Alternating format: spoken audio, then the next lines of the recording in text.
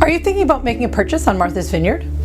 This is Jen O'Hanlon with Point B Realty, and I'd like to share some great information with you. There's some important things that you need to know when considering buying a property on the island. Number one, the Martha's Vineyard Land Bank. When you purchase property on the island, you will be paying 2% of the purchase price to the land bank at closing. Yes, this can be a considerable amount of money, and that is why you need to know about it now and include that in your budget. Now, the good news is that by doing this, you are contributing to the amazing open spaces, walking trails, and beaches we have here on the island that are available to the public because of the land bank. Another piece of good news is that there is an exemption for first-time homebuyers, and if you qualify, you only pay the 2% on any amount over $480,000, which can be a really great savings. Number two, the second thing to know about is construction costs. During my years of working with buyers, I've always found that people are very surprised at just how expensive it is to build or even do renovation projects on Martha's Vineyard. Both the labor and materials costs are much higher here than other areas of the country. The price per square foot to build on the island continues to go up. We also have a shortage of builders in the current market, since year-round housing options are limited, which drives up the cost of labor and makes for a long timeline to get work done.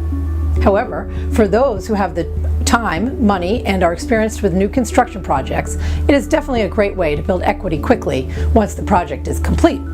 Finally, due to the expense and time involved with building new homes, we have seen a huge increase in modular construction, as this can be a fantastic way to choose a floor plan and finishes while saving a considerable amount of time and money.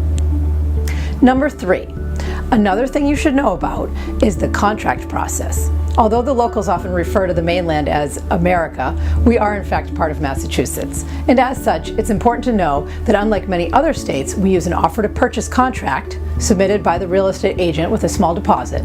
This is followed up in a few weeks by a purchase and sale agreement, typically drawn up by an attorney who will handle the closing. A larger deposit is paid at the time the purchase and sale agreement is signed.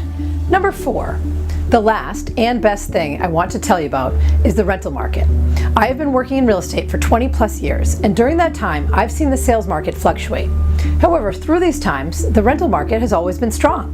As a matter of fact, during the last recession, we saw the rental market strengthen, with landlords increasing weekly rates. I believe this was due to the fact that less people were buying, and therefore the inventory started to shrink, raising rental prices. Now that we have a strong sales market back, we are seeing the rental market soften a bit, since so many people who make a purchase on the island do also rent the house, and therefore rental inventory has gone up in recent years. The bottom line is, as long as you're paying attention to the market and pricing your rental property appropriately, there will always be tenants to fill your Martha's Vineyard home. There are many other details that set Martha's Vineyard apart from other areas in regard to the home buying process.